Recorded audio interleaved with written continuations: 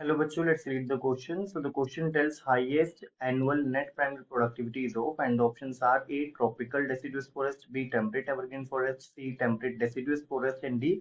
Tropical rainforest. तो चलिए जानते हैं हमारा की कंसेप्ट. यहाँ पे जो हम की कंसेप्ट पढ़ने वाले हैं that is our NPP, that is net primary productivity. So we know that we have a mathematical equation that is GPP minus R equals to NPP. So NPP को कैसे कैलकुलेट किया जाता है? ग्रोस प्राइमरी प्रोडक्टिविटी में से अगर हम respiration loss को माइनस कर दें तो हमारा जो बचता है दैट इज आर एनपीपी.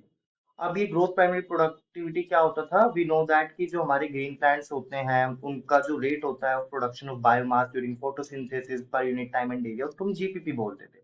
अब जीपीपी में से कुछ पार्ट जो है वो यूज हो जाता है रेस्पिरेशन में. अब से जो नेट बचता है वो बचता है हमारा NPP, that is net primary productivity. ये जो नेट प्राइमरी प्रोडक्टिविटी होता है that is available for heterotrophs. Now available for heterotrophs consumption. अब हेटरोट्रॉप्स में हमारे कौन कौन आ जाते थे? हमारे डिकम्पोजर्स एंड हर्बिवोर्स वो आ जाते हैं. So we can say that जो एनपीपी है is the available biomass for the consumption to heterotrophs. अब ये जो हमारा हाईएस्ट, अगर मैं बात करूं कि हाईएस्ट एनपीपी किसका होता है, नेट प्राइमरी प्रोडक्टिविटी किसका होता है, तो उसमें हमारे जो एग्जांपल आता है वो आता है ट्रॉपिकल रेन फॉरेस्ट का. जो हमारे ट्रॉपिकल रेन फॉरेस्ट है इसकी सबसे ज्यादा नेट प्राइमरी प्रोडक्टिविटी होती है. There is a reason behind that. What are the reasons? Let's see that. जो हमारे ट्रॉपिकल रेन फॉरेस्ट होते हैं they are productive round year, यानी कि पूरे के पूरे साल ये प्रोडक्टिव होते हैं. सो रीजंस क्या क्या दे सकते हैं हम यहाँ पे? Productive round the year. Alright. Then after that what else we have?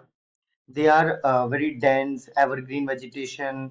बहुत ज्यादा बहुत डेंस होते हैं ये जो हमारे ट्रॉपिकल रेन फॉरेस्ट होते हैं. और उनमें ह्यूज डाइवर्सिटी मिलती है प्लांट्स की. And we can say that in ये हमारे इक्वेटर के पास होता है and they receive 60 to 160 inches of rain that's spread out evenly throughout the year, यानी कि रेन भी अच्छा खासा मिलता है. so there are certain uh, factors which lead to the highest primary net primary productivity. So located to I should write near to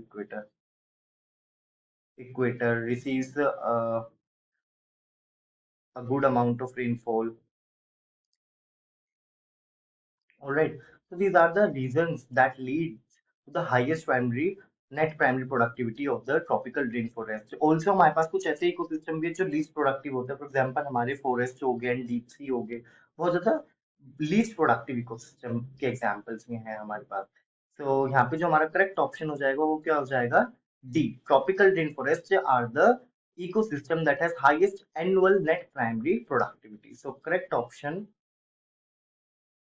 will be D. I hope you understood the concept of the net primary productivity. Thank you.